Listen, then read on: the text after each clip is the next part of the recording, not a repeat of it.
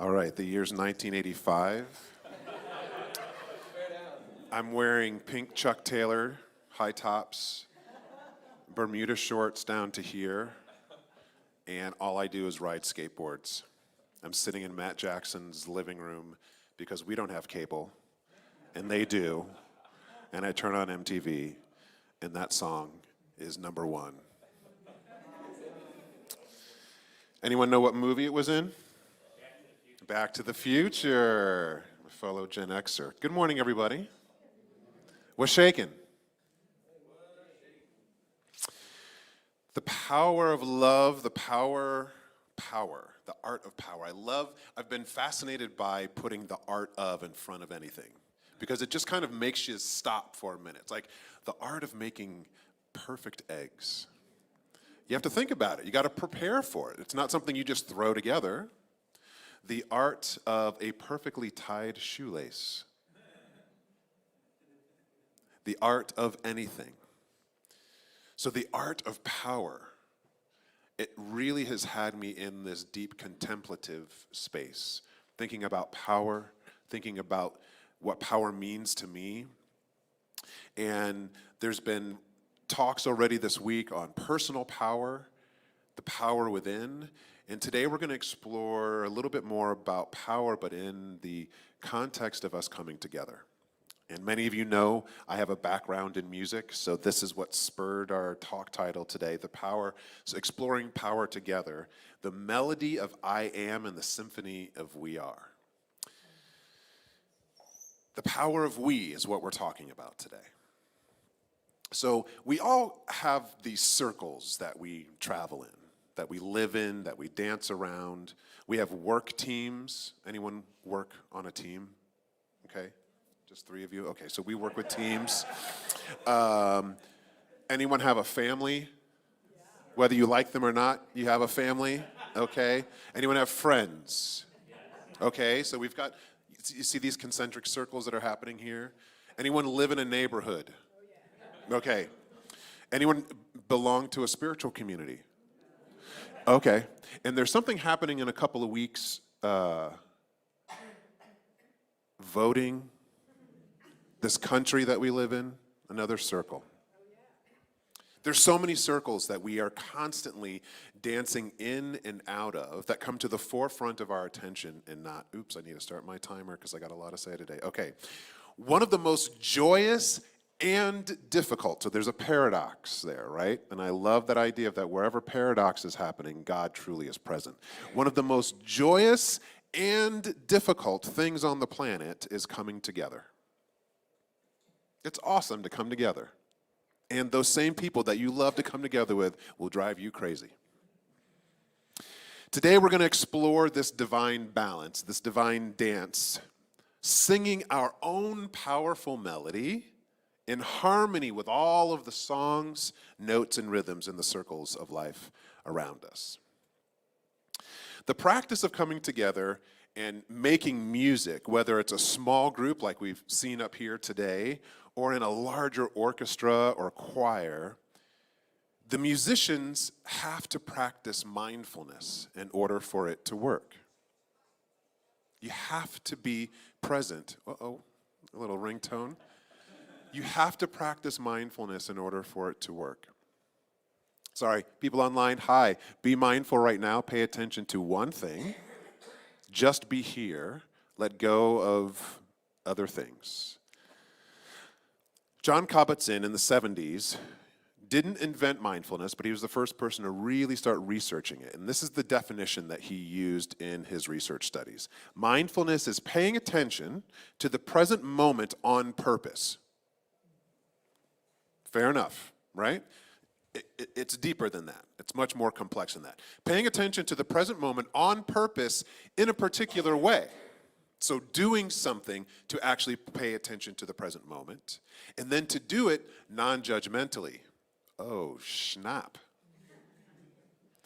It doesn't mean that we don't have opinions, but to be non-judgmental is more of an internal space of how we respond to the things outside of us. Harmony is the result of listening. When you're in a musical group, you have to play loud enough so you can hear yourself. But you can't play too loud because you have to hear what the other people are doing. You may not be in the same time signature. You may not be playing the right chord, the same note. You get dissonance. There's all these things. And if you aren't really mindful, if you aren't paying attention, if you don't have what's called dual awareness, actually, where you're aware of yourself and you're aware of the others, then train wrecks happen. Harmony is the result of listening. Listening to yourself and listening to others.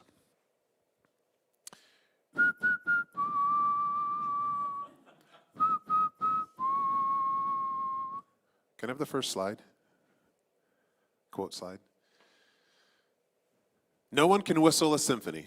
It takes a whole orchestra to play it. Now, I just sang the opening lines to Beethoven's Fifth in C minor. The Power of Love is also in C minor. It's like so meta. Like there's these things happening today, people. The synergy is crazy. Okay, so I never thought I'd ever compare Huey Lewis and the News and Beethoven, but I just did. No one can whistle a whole symphony. It requires a group. It requires an ensemble. When we come together, magic can happen. When we come together, there is a power that is palpable and greater than our individual power, yes? But like all power, it must be respected and engaged with responsibility. So here's where we get into principle. If you've been around these teachings for a hot minute, you will maybe hear people talk about the law like electricity. The law doesn't really have a care. It doesn't have an opinion. The law just creates, like electricity.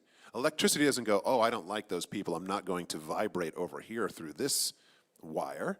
It just does what it does, wherever there's a place for it to go. But we must be responsible with how we use it, because the electricity can cook our meal or it can cook a person and kill them.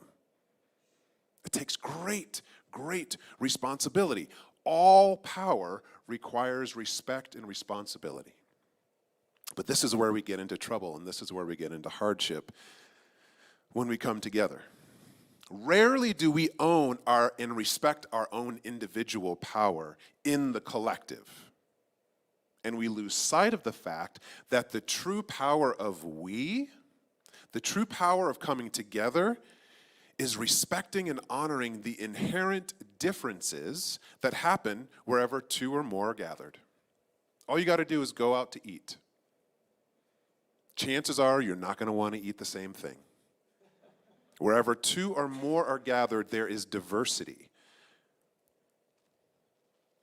One of the most powerful statements, and I think when he wrote this, it wasn't in relationship to social issues. It was about the law again. But Ernest Holmes, in the book, The Power, this thing called You, one of the first books that really brought me into these teachings, he said, unity never means uniformity. Unity never means uniformity. People down with that statement? Makes sense? I think we all get that idea, but I dare say that most of us want uniformity. Whether you can argue and kick and scream as much as you want, but if you look at our country right now, regardless of what side or what color you wear, everybody wants uniformity. We just do. And there's nothing wrong with that. Because here's the thing, uniformity is easy. It's simple. It's not complex. Let's all just dress this way, uniform. Right? That's why we do it in schools, so that the kids don't have to worry about who's got the new this, that, and the other. Like when I was 13, what we were wearing to school is like, anyone remember wearing Coca-Cola clothing when they did that for a hot minute? It was like everything. I had enough money I think I got one for Christmas, Mom. It was this Coca-Cola sweatshirt. It was blue. I wore the mess out of that thing. It cost, then I think it was like $60 or $50. It was a lot of money in 1985. Anyway, uniform. There's a simplicity in the uniform. There's a safety even, right? We know what to expect. But in uniformity, there's only actually so much power. Uniformity is not like power. It's just like power. The full power of coming together is not found in like-mindedness. So this is my argument. Most of us want to say that we're super like kumbaya and we love everybody. That's not the way our nervous system works. And it's not a judgment. It's just something we need to get really sober to as a world. The true power of coming together is found in the allness, not the like-mindedness. Like-mindedness is good. It's convenient. We must get together with people that think the way we do because there is simplicity and safety there, and it does something for us. But that is not the way nature works. If you walk into the plains of the Midwest, there is no uniformity in that prairie. But it's all one ecosystem, and they find a way to work together. We must respect this principle if we are truly going to hone and fully embody and express our power together. But it's not easy work, my friends. Anyone up for the challenge? Because it requires effort. I would dare say it even requires sweat and tears. I'm not saying blood. Just sweat and tears. It requires effort. When we come together and truly embrace the allness of the divine as our family, our friends, our neighbors, our country, the world, then we must respect and take responsibility, for unity does not mean uniformity. This is the art of power together. So let's come back to that orchestra analogy that I offered. An individual musician, they can play and learn and practice and grow and make amazing music by themselves.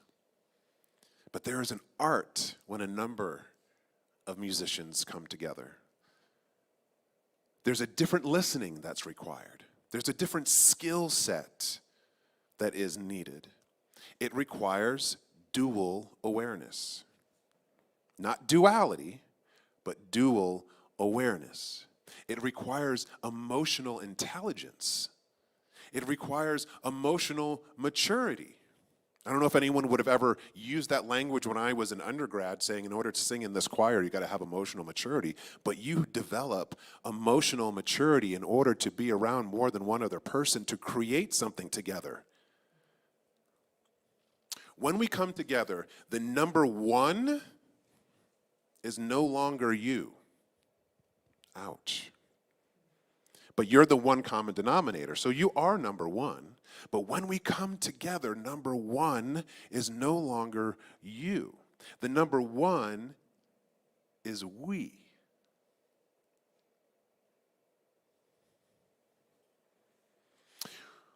When we are no longer number one, or someone pushes to be number one, or maybe priorities shift because there's 3 or 4 of us trying to decide where to go have dinner. That can be a daunting task. We think we're being disrespected because we're not number one. Or we think we're not cared for. Or whatever story we may tell ourselves. And chances are the other people in the group that we are associating with, trying to get some project done, are telling themselves a story as well. Here's the challenge. We don't vet those stories that we tell ourselves when we come together. Oftentimes, we don't even need someone to do anything. We have stories that we make up, and then we walk into the group. Nobody's going to listen to me. I'm going to go into this meeting now. Hi, everybody.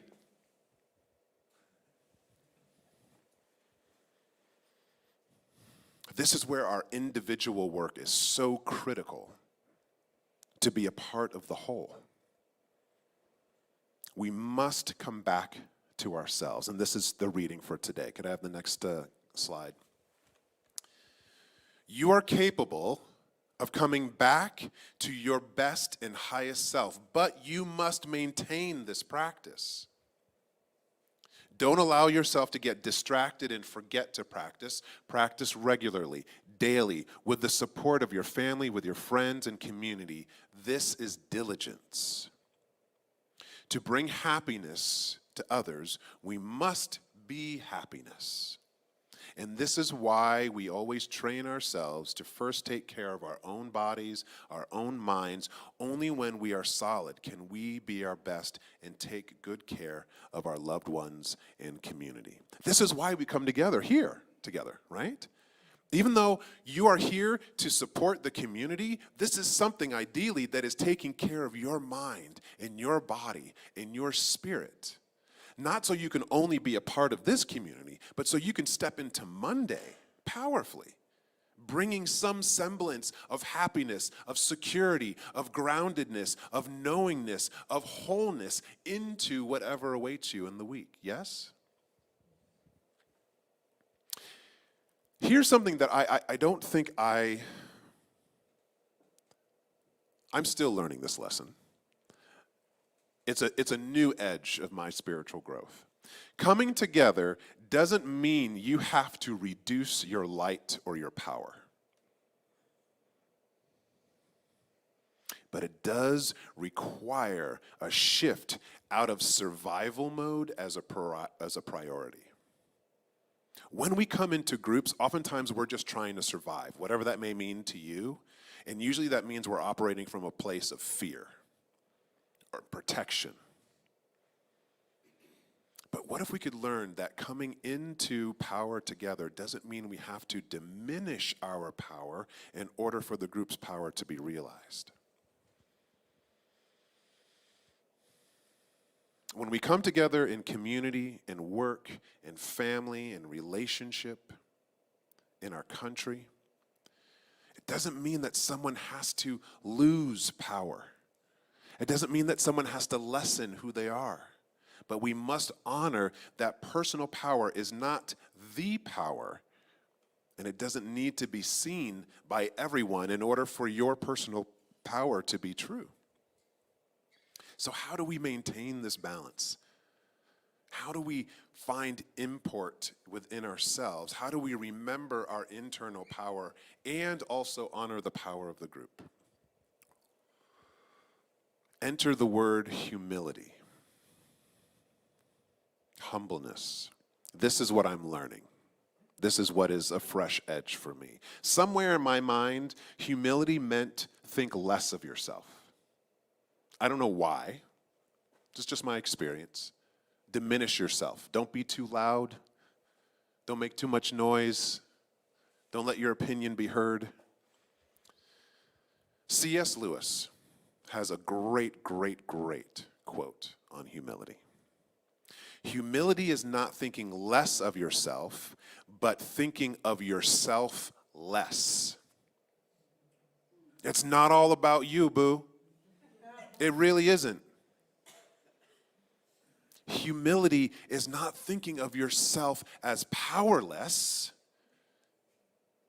but it's not being so concerned about your personal power having to be validated by the group. That's humility. Just think of the next meeting you have, whether it's in person or online. Just notice what your nervous system does as you start thinking about talking to those people. Maybe it's our annual meeting today. What if it wasn't about you? What if you didn't need that next meeting to validate anything about yourself, but you bring the valid power that you are into that meeting? That's a very different vibe. Can you feel that? All right, here's some words, some ideas to support your practice. This comes from a guy I just stumbled upon, some Dutch dude named Alexander de Neyer. He said, to anyone interested in inspiration? I'm assuming that's why we're here, yeah? So power together. It's not just about being inspired. We want to inspire.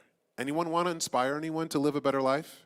Okay, so To inspire people, don't show them your superpowers. Show them theirs. Help them see the power that they have. Here's another one to help the practice. This is very practical. I learned this at the Old Town School of Folk Music when I worked on the program manager staff. We would have a meeting once a week, and the director at the time said 2 or 3 before me. Anytime he goes into a meeting, he had an actor background, so he was used to speaking out. He practices letting 2 or 3 people speak before he speaks. Practical. 2 or 3 before me. And then lastly, we got to come back to Ernest Holmes. He's my homie, I call him Ernie. Unity never means uniformity. It never means uniformity. As much as we want it, because we do, unity does not mean uniformity.